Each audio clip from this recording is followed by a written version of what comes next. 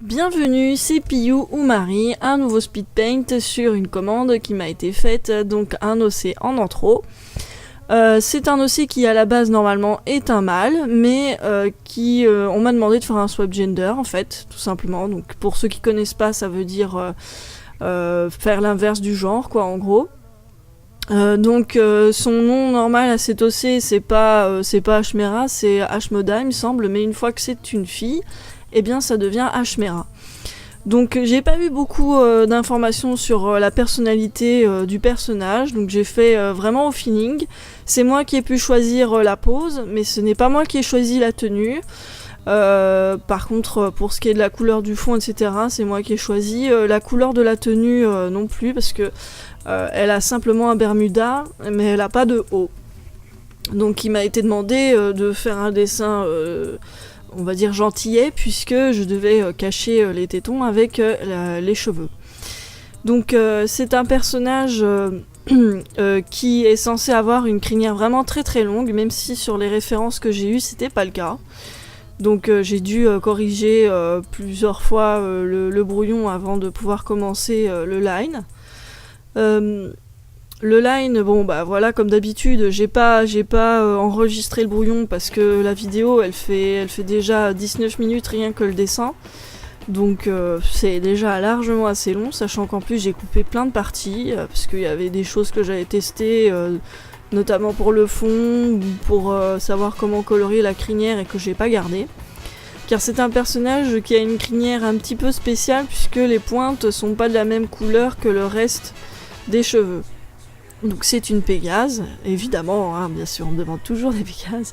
Je rigole un peu, mais c'est vrai que la majorité du temps c'est des Pégases, les personnages que les gens créent, quoi, les OC, les original caractères, je sais pas pourquoi, 99% du temps j'ai l'impression c'est des Pégases.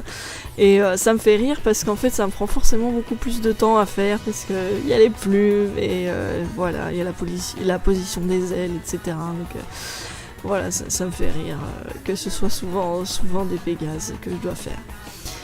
Donc la crinière, j'avais pas une super référence pour la faire, donc j'ai entre guillemets un peu imaginé la coiffure, on va dire. Bon, j'avais d'autres images que celles que vous voyez dans le speed paint pour pouvoir m'aider, mais qui aidaient pas tant que ça finalement. De même, pour la couleur des yeux, j'avais une seule petite image où on voyait la couleur des yeux, c'était pas super clair non plus, mais bon, j'ai pu me débrouiller et visiblement ça convenait parfaitement à la personne qui a commandé tout ça. Donc c'était pas forcément un problème. Moi de toute manière, quand les gens sont pas très spécifiques, etc., ben je teste, voir si la personne ça lui convient que je fasse comme ci ou comme ça. Donc là, la position par exemple, bah, c'est moi qui l'ai choisi, qui l'ai imaginé. Mais au départ, la personne n'avait pas de demande spécifique à part que ce soit la moitié du corps et pas le corps entier. Donc c'est pour ça qu'il n'y a pas plus loin que les cuisses. J'avoue que quand je dis sur ma grille de tarifs moitié du corps, je suis un peu gentille parce que en fait je fais soit juste la tête, soit le buste, soit ce que j'appelle moitié du corps, mais qui en fait est beaucoup plus. Et soit le corps entier. En fait, moitié du corps, ça veut dire je fais pas le bas des jambes. Et si je peux choisir la position, etc., je vais pas forcément choisir une position où on voit l'entièreté du corps, donc c'est-à-dire les deux ailes, les deux mains, voilà quoi. Je me laisse un peu plus de liberté. Tandis que quand la personne veut spécifiquement l'entièreté du corps, j'essaie de faire en sorte qu'il y en ait le plus possible dans le dessin, quoi.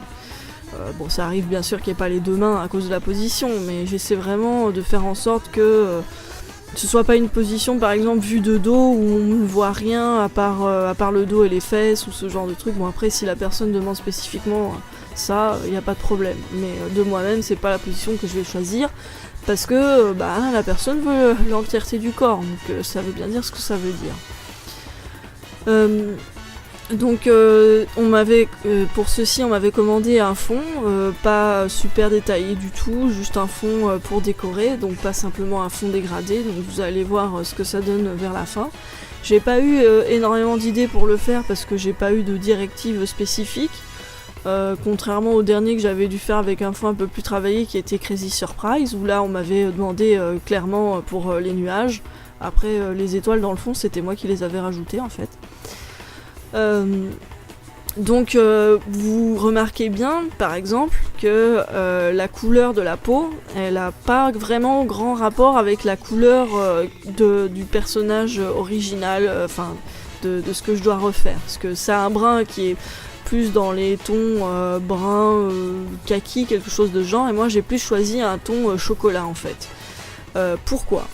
Pourquoi je fais ça? Pourquoi je prends pas forcément... là, vous avez vu la technique que j'utilise pour faire l'ombre. Je sais pas si vous avez compris. N'hésitez pas à passer en rapidité réduite pour comprendre mieux comment je fais.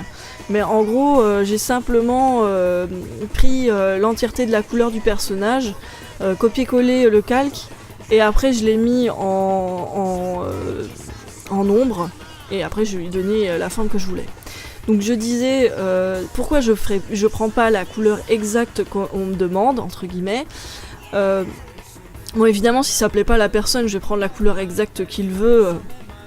Voilà quoi, si vraiment c'est super important, si la personne à la fin elle me dit ah non c'est pas le ton que je voulais, bon bah je me débrouillerai pour obtenir le ton désiré en utilisant l'outil filtre.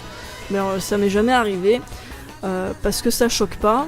Parce que la personne s'en rend pas forcément compte, mais surtout parce que en fait, en général, ça rend mieux. Simplement parce que la couleur du personnage, c'est pas forcément toujours une couleur qui est facile à travailler ou qui rend bien dans le dessin que je veux faire. Je pense que j'en ai déjà parlé, mais heureusement j'ai pas encore eu le cas, mais je pense que le prochain dessin que je vais devoir, qui m'a été commandé quoi, j'ai pas encore eu le cas d'avoir un OC dont je trouve les couleurs vraiment pas du tout à mon goût. Jusqu'ici ça va, franchement j'ai pas trop à me plaindre. Les prochains que je vais devoir faire ont des designs super longs à faire. Et pas du tout à mon goût, vraiment pas. En plus la référence que j'ai c'est avec en fait c'est l'ancienne génération de poney quoi. Donc là je vais vraiment m'amuser et clairement ça va pas du tout ressembler à la référence parce que c'est juste pas possible en fait. Mais bon, je vais arrêter de spoiler, hein. En plus je sais pas quand je vais avoir le temps de le faire. Toujours est-il que là, pour la couleur de la peau, j'ai pas exactement choisi ce que y avait sur la référence. Par contre, pour la couleur de la crinière, en tout cas la couleur principale, je vais choisir pratiquement le même ton, parce que ça s'accordera bien dans le dessin. J'ai essayé d'autres tons, et je me suis rendu compte que c'était très bien avec la couleur de peau que j'avais choisie. Donc pour la coloration de la peau et même du reste, hein, ce qui est super important là, c'est que la zone de luminosité, donc la lumière, elle arrive pas d'un endroit qui est entre guillemets très habituel dans ce que je fais, ni dans ce qu'on voit en général, on va dire, parce que la lumière vient de en haut et donc il y a une ombre déportée derrière du personnage. Donc il faut absolument que toute la façon que je colorie soit logique en fonction de ça. Là je corrige un petit peu la crinière parce que je la trouvais pas assez volumineuse par rapport à la taille de la tête. J'ai beaucoup corrigé la forme de la tête, la forme des yeux, je pense que vous avez remarqué. J'ai pas arrêté de corriger et encore recorriger parce que en fait le dessin que j'avais fait au départ, donc le brouillon, je l'aimais bien mais c'était pas exactement la tête que je voulais faire. Donc j'ai un petit peu entre guillemets changé d'avis en cours de route, même si ça reste quand même ressemblant, c'est pas exactement la même expression en fait. Donc voilà, pour les yeux, j'ai vraiment eu une toute petite référence, donc j'ai un peu fait au feeling parce que les yeux ils étaient jaunes assez clairs, je les ai fait un peu plus dorés pour aller en adéquation avec la couleur de la peau. Et visiblement ça n'a pas du tout posé de problème à la personne qui m'avait commandé, donc tant mieux. C'est toujours mieux d'avoir vraiment une très très bonne référence, une seule où il y a tout en même temps, parce que quand c'est plusieurs trucs que je dois aller regarder, c'est pas forcément super pratique. Bon, malheureusement, tout le monde n'a pas la meilleure référence qui soit pour son OC, tout le monde ne dessine pas, tout le monde n'a pas déjà payé quelqu'un pour en avoir une, donc je comprends, mais c'est vrai que moi je commence pas un truc si j'ai pas une référence un minimum claire, quoi. Parce que sinon après ça pose des problèmes. Donc aussi ce dessin, ce qui était assez amusant, c'est que j'ai fait ça, puis j'ai fait ça, puis je suis revenue à ça. Je me suis pas dit tiens je vais faire que cette partie-là maintenant, ou comme d'habitude, non. J'avais envie de temps en temps de changer un petit peu de ce que j'étais en train de faire pour pas trop me lasser, parce qu'il m'a quand même pris pas mal de temps, l'air de rien. Et puis surtout parce que je suis un petit peu malade, donc je devais faire ça, en prenant mon temps, quoi. Et sans me lasser, sans me prendre la tête sur un sujet en particulier. Bon, c'est rare que ça m'arrive quand c'est une commande de me prendre la tête sur un truc et de rager, on va dire. Ça arrive plus souvent quand c'est un sujet que j'ai choisi moi. Quand c'est un dessin personnel comme je faisais au départ. Ouais, là, ça m'arrivait tout le temps. Parce qu'en fait, j'ai beaucoup plus de facilité à satisfaire quelqu'un d'autre que moi-même. Donc du coup, bizarrement, j'ai l'impression de me mettre moins la pression, et c'est une bonne chose, parce que je me mets beaucoup trop la pression en général, quand c'est une commande que quand c'est pour moi, entre guillemets pour moi. Parce que pour moi, c'est simple, je trouve que c'est forcément de la merde ou presque, donc je me prends la tête sur ce que je fais. Tandis que là, je me dis, c'est pas incroyable, gna gna gna, mais je sais que logiquement, ça va plaire à la personne qui m'a demandé ça. Donc, vu que ça a toujours été le cas, etc., on va dire que je vis mieux la chose. Donc là, je suis en train de revenir sur les yeux, parce que quand même, il faut les finir, hein. Donc la même technique que d'habitude, avec l'espèce de petit carré comme ça, que j'aime bien faire en ce moment, je trouve ça joli. Peut-être que d'ici quelques temps, je vais changer, j'en sais rien du tout. Mais en tout cas, pour le moment, j'aime bien faire comme ça. Ça fait beaucoup de calque, hein, rien que pour les yeux, mais il faut ça, hein. Si on utilise des calques, luminosité est plus sombre, forcément ça augmente le nombre de calques. Il n'empêche que j'arrive à me retrouver dans l'organisation de mes calques, il n'y a vraiment aucun souci. Donc voilà, là je suis en train de choisir la couleur du fond, la couleur des cheveux. La couleur du fond, j'ai changé 1 milliard de fois d'avis, mais vous l'avez pas vu parce que j'ai coupé, parce que c'était vraiment pas intéressant. Donc voilà, le Bermuda en kaki comme il m'a été demandé, avec la ceinture légèrement plus foncée. Et donc les cheveux, ils ont des pointes un peu beige rose comme ça. Donc j'avais pas non plus une couleur très claire, parce que sur les différents dessins que j'ai eus, à chaque fois la couleur des pointes était différente, ou presque. La personne m'a dit que c'était pas exactement cette couleur là qu'elle voulait, mais que c'était pas grave, tant mieux, parce que là par contre je sais pas comment j'aurais pu faire, puisque c'était sur le même calque.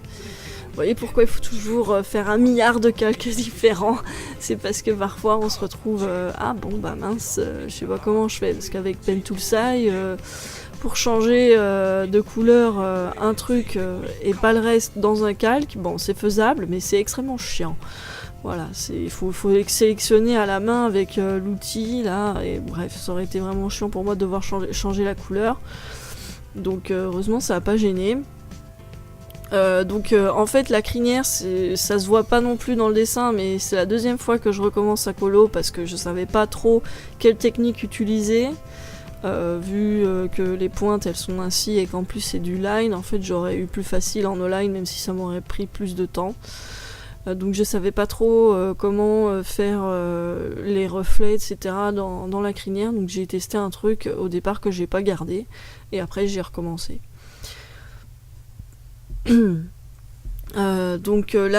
C'est comment dire, ouais, au niveau de la couleur là franchement on est vraiment très proche du dessin qu'on m'a envoyé en référence, vraiment très. Et là je suis en train déjà de choisir la couleur du reflet, parce que j'ai besoin d'avoir un petit aperçu de ce que ça peut ressembler, si je suis pas en train de faire n'importe quoi ou pas, et visiblement ça me va. Donc le reflet je l'ai fait assez rose, parce que je savais déjà que la luminosité entière du dessin serait plus dans les tons rouge et rose, voilà, vous voyez. Ça, je suis en train de poser les calques luminosité et ombre sur l'entièreté du dessin, donc en intersection sur le calque, le dossier calque qui s'appelle caractère et qui contient absolument tout le personnage. Et donc, grâce à ça, je peux mettre la luminosité que je veux sur tout, y compris le line.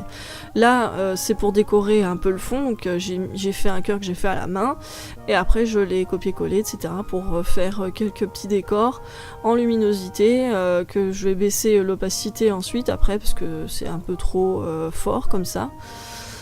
Et aussi ce que je vais faire, vous allez bientôt le voir, voilà, donc je prends l'outil gomme que je mets pas à 100% en densité et j'efface légèrement la fin des cœurs pour que ça fasse un peu intégrer dans le dessin. Donc là c'est simplement un calque luminosité pas très fort que j'ai mis en utilisant l'outil pastel pour faire des reflets sur tout le corps, d'où vient la lumière tout simplement. Donc là j'en rajoute un petit peu des cœurs parce qu'il n'y en avait pas beaucoup, voilà. Et donc le fond, je le retravaille légèrement, et normalement après ça va être bon, là je corrige un peu l'ombre, et voilà je repars sur la crinière que j'avais pas terminée. Donc je vous ai dit vraiment ce dessin, c'est tiens si je faisais ci, si je faisais ça, enfin je change tout le temps de sujet pour jamais rester sur un truc qui entre guillemets me frustre, et pas commencer à me sentir pas bien parce que j'étais un peu malade. Ce qui m'a permis d'ailleurs finalement de pouvoir terminer le dessin un peu plus tôt, hein, entre guillemets on va dire, puisque j'ai pas pu aller travailler tout simplement. Parce que je pensais pas avoir le temps de pouvoir le finir aussitôt, mais finalement j'ai pu quoi. Donc là je fais les reflets plus clairs dans la crinière, toujours à des endroits entre guillemets stratégiques. C'est vrai que ça j'en ai jamais parlé, mais en général les zones de lumière dans les cheveux, c'est les zones où il y a plus de volume, où les cheveux ressortent quoi. Où on a envie de donner l'impression que les cheveux ils ondulent, voilà quoi. C'est évident pour les personnes qui en ont déjà fait, ça l'est moins pour les personnes qui débutent ou qui ont des difficultés là-dessus. Mais avec le temps, ça devient vraiment très clair de savoir où il faut poser la lumière sur les cheveux. En tout cas, quand on utilise une technique un peu cartoon manga comme ça, quoi. Donc là, les sentiments. Je répète encore, mais je me rends compte que ça sert de le répéter, parce que je crois qu'il y a des gens qui regardent mes speed paint et qui le font pas.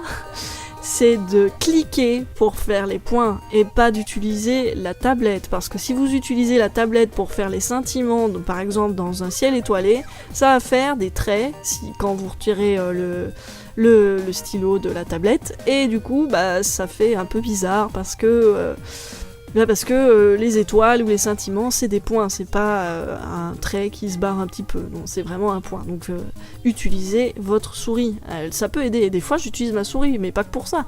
Par exemple quand je pose mes calques luminosité etc sur l'entièreté du dessin, pour aller plus vite je mets la taille 500 et je clique, parce que pourquoi utiliser la tablette quand c'est juste poser un gros truc comme ça.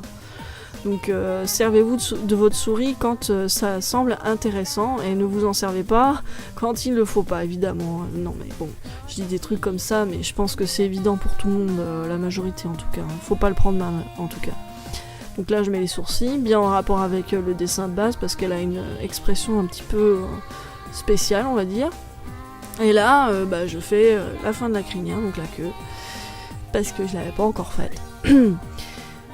Et ça va bientôt être terminé d'ailleurs, hein. Donc là je me concentre un petit peu sur le Bermuda que j'avais pas encore commencé, parce que comme le reste du dessin j'ai envie de changer un petit peu, de pas tout le temps faire la même chose.